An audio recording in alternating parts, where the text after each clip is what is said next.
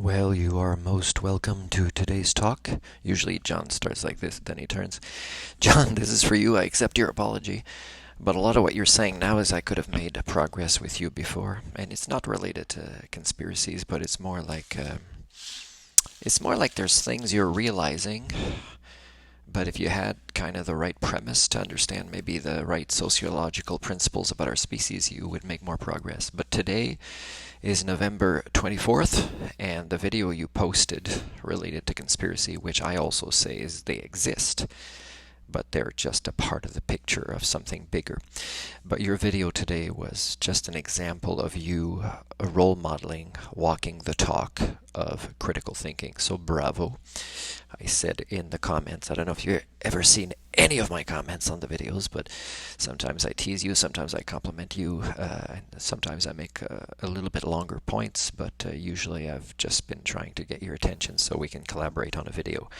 But John, is today's video is you kind of finish almost by sending a sense of like, I'll keep doing the work, I hope you forgive me. Well, no offense, but your videos are getting better, including today, because today it's really clear the critical thinking process that you're role modeling, which is very important. So this lessons in critical thinking video that I'm filming now is dedicated to you. Thank you for doing that.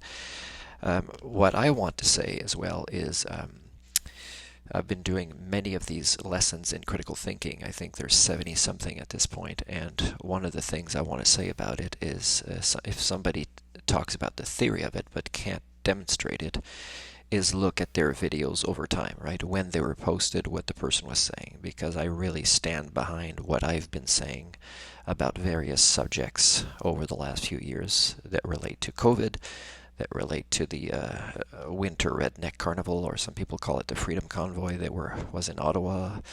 You know, a lot of these things I say, and sometimes I say with kind of without detail, but you can tell it turns out to be accurate some years later. And one of the reasons I say it without detail is to, the professor of socio-cybernetics I call myself, and just like Spider-Man, with great power comes great responsibility. And there's risks for me to say things that are probabilities, even though they're extremely likely to be the outcome if I'm not working with the right kind of peers, which I don't know any about. So I don't know any of these peers.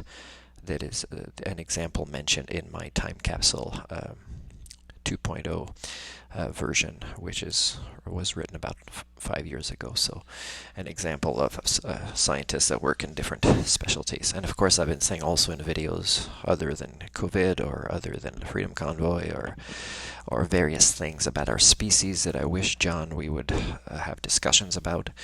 And it could be a video, John, that is speculative, and we would start this collaboration video by saying this is speculation at this point. But once we at least put it out there, then it's easier, to create that change of paradigm that will allow you and your viewers to apply critical thinking skills to reach maybe what is a higher paradigm or of understanding of the patterns.